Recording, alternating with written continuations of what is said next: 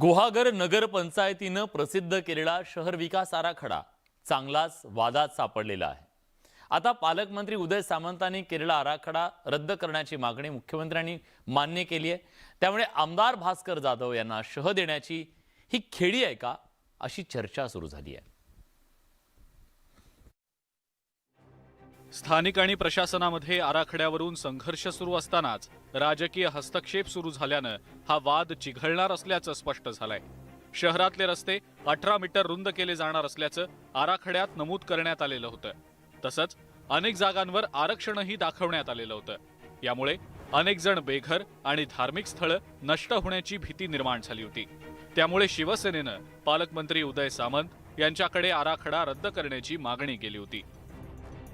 आमच्या शहरात जो पर्यटनाचं जो मूळ उत्पन्नाचं साधन आहे ते त्याचा विचार केलेला नाही याच्यामध्ये, आणि त्यामुळे हा विकास आराखडा आम्हाला जाचकच आहे। आपण म्हणतोय हा विकास आराखडा आहे, आणि विकास आराखडा करताना जर जवळजवळ सगळी बाजारपेठ आणि 80% घरं जर बाधित होत आहेत तर ह्याला मुळात विकास आराखडा म्हणायचं का? विकास आम्हाला हवा आहे, प्रश्नच नाही आहे, पण तो आराखडा बनवताना स्थानिक लोकांचा विचार होणं हे अत्यंत गरजेचं आहे। विकास आराखडा तयार करताना प्रशासनानं स्थानिक नागरिकांची मतं विचारात घेतलेली नव्हती।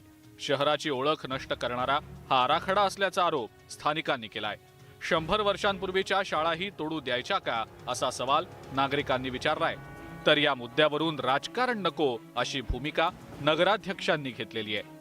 आराखड्यामध्ये ह्या मैदानाचा 100 वर्ष जुना असलेल्या आपल्या ह्या गुहागर शहराची माहेरघर हे शिक्षणाचं जी शाळा आहे ह्याचं हे पटांगण सुद्धा राहणार नाही, याची नक्की शासनाने दखल घेणे गरजेची आहे, अन्यथा याचे तीव्र पडसाद यापुढे बघायला मिळतील।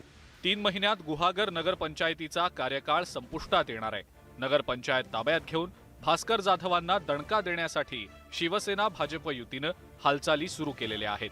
त्या पार्श्वभूमीवर शहर विकास आराखड्याचं दोन्ही बाजूंकडून राजकारण होणार असल्याचं आता स्पष्ट झालंय। स्वप्नील घाग, न्यूज 18 लोकमत, गुहागर।